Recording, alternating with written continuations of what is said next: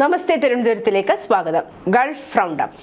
സലാലയിൽ നിന്നും മടങ്ങും വഴി ഒമാനിലുണ്ടായ വാഹനാപകടത്തിൽ മരിച്ച മലയാളി ബാലികയുടെ മൃതദേഹം നാട്ടിലെത്തിച്ചു. നിസ്വയിൽ താമസിക്കുന്ന കണ്ണൂർ മട്ടന്നൂർ കീഴ്ശ്ശേരി സ്വദേശി നവാസിന്റെയും ഭാര്യ റസിയുടെയും ഇളയ മകൾ ജസ ഹൈറിൻ ആണ് കഴിഞ്ഞ തിങ്കളാഴ്ച പുലർച്ചെ 3:30 ആദമിന് സമീപത്ത് വെച്ചുണ്ടായ അപകടത്തിൽ മരിച്ചത്. കുഞ്ഞിന് 4 വയസ്സായിരുന്നു. ഇവർ സഞ്ചരിച്ച കാർ ശക്തമായ പൊടിക്കാറ്റിൽ നിയന്ത്രണം നഷ്ടപ്പെട്ടു മറിഞ്ഞു. അപകടത്തിൽപ്പെട്ട വാഹനത്തിൽ നിന്നും ജസ ഹൈറിൻ പുറത്തേക്ക് തെറിച്ചു വീഴുകയായിരുന്നു. സ്വർണ്ണ രത്നാഭരണ വ്യവസായ രംഗത്തെ വിദേശ നിക്ഷേപകർക്കും ഉൽപാദകർക്കുമായി gem and jewellery promotion council ഇന്ത്യയും ജിദ്ദ ഇന്ത്യൻ കൗൺസിലേറ്റുമായി സഹകരിച്ച് സംഘടിപ്പിക്കുന്ന India Saudi jewellery exposition SAJEX 2025 September 11 മുതൽ 13 വരെ ജിദ്ദ സൂപ്പർ ഡോമിൽ നടക്കും. ദുബായിലെ താമസ മേഖലയായ അൽഖൈർ ഗേറ്റിൽ 24 മണിക്കൂർ പാർക്കിംഗ് ഫീസ് ഏർപ്പെടുത്തി. ഞായറാഴ്ച അടക്കം എല്ലാ ദിവസവും ഈ മേഖലയിൽ പാർക്കിംഗ് ഫീസ് ഈടാക്കും. പാർക്കിംഗ് കമ്പനിയാണ് ഇക്കാര്യം അറിയിച്ചത്.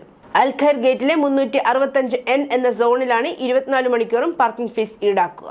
കഴിഞ്ഞ വർഷം സൗദിയിലെത്തിയ ഹജ്ജ് ഉംറ തീർത്ഥാടകരുടെ എണ്ണത്തിൽ വൻ വർധനവ് രേഖപ്പെടുത്തി. മന്ത്രാലയം പുറത്തുവിട്ട കണക്കുകൾ പ്രകാരം 1,85,00,000 വിദേശ തീർത്ഥാടകരാണ് രാജ്യത്തെത്തിയത്.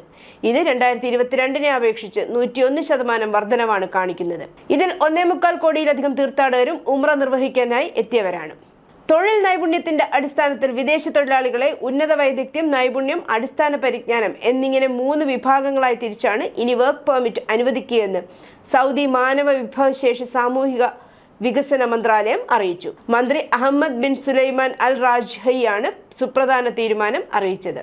അപകടരഹിത വേനൽക്കാലം എന്ന ശീർഷകത്തിൽ ഈ വർഷത്തെ 3ാമത്തെ ഏകീകൃത ഗതാഗത ബോധവൽക്കരണ പ്രചാരണത്തിന് റാസൽ ഖൈമയിൽ തുടക്കം. റാക് ജനറൽ റിസോഴ്സ് അതോറിറ്റിയുമായി സഹകരിച്ച് ആഭ്യന്തര മന്ത്രാലയം നടത്തുന്ന പ്രചാരണത്തിന്റെ ഉദ്ഘാടനം വെഹിക്കിൾ വില്ലേജിൽ RAK police deputy commander brigadier Jamal Ahmed Altair നിർവഹിച്ചു. സമൂഹത്തിലെ എല്ലാ വിഭാഗങ്ങളിലും ഗതാഗത അവബോധം കരുപിടിപ്പിക്കുന്നതിന് റാക് പോലീസ് നിരന്തര ശ്രമങ്ങളാണ് നടത്തിവരുന്നതെന്ന് ജമാൽ അഹമ്മദ് പറഞ്ഞു. വ്യാജ ലിങ്കിൽ ക്ലിക്ക് ചെയ്ത കുവൈറ്റ് പ്രവാസിയുടെ ബാങ്ക് അക്കൗണ്ട് മിനിറ്റുകൾക്കകം കാലിയായി. 2 ഇടപാടുകളിലായി നഷ്ടപ്പെട്ടത് 226.5 ദിനാർ, ഏകദേശം 63,195 രൂപയാണ് നഷ്ടപ്പെട്ടത്. ജഹ്റ പ്രദേശത്തെ പ്രവാസിയാണ് വൻ തട്ടിപ്പിൽപ്പെട്ടത്. ഒരു ഉൽപ്പന്നം വാങ്ങാൻ തട്ടിപ്പുകാരുടെ പേയ്മെന്റ് ലിങ്ക് ക്ലിക്ക് ചെയ്തതിനെ തുടർന്നാണ് തന്റെ മുഴുവൻ ബാങ്ക് ബാലൻസും ഇദ്ദേഹത്തിന് നഷ്ടപ്പെട്ടത്.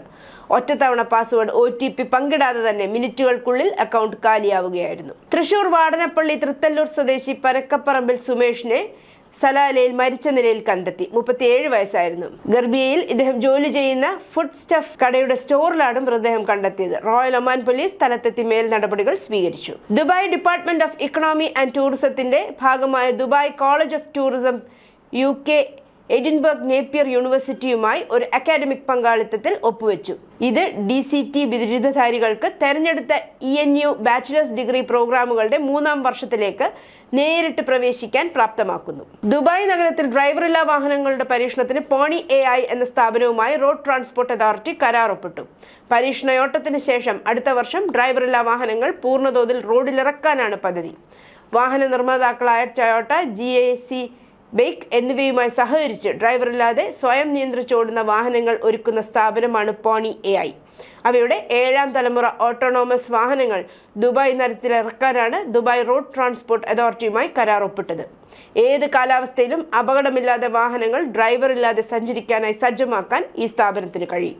പരമ്പരാഗത നിക്ഷേപ അധിഷ്ഠിത പെർമനന്റ് വിസ സമ്പ്രദായത്തിൽ നിന്ന് വ്യത്യസ്തമായി നാമനിർദ്ദേശത്തിലൂടെ ഗോൾഡൻ വിസ നൽകുന്ന പുതിയ പദ്ധതി അവതരിപ്പിച്ച് UAE.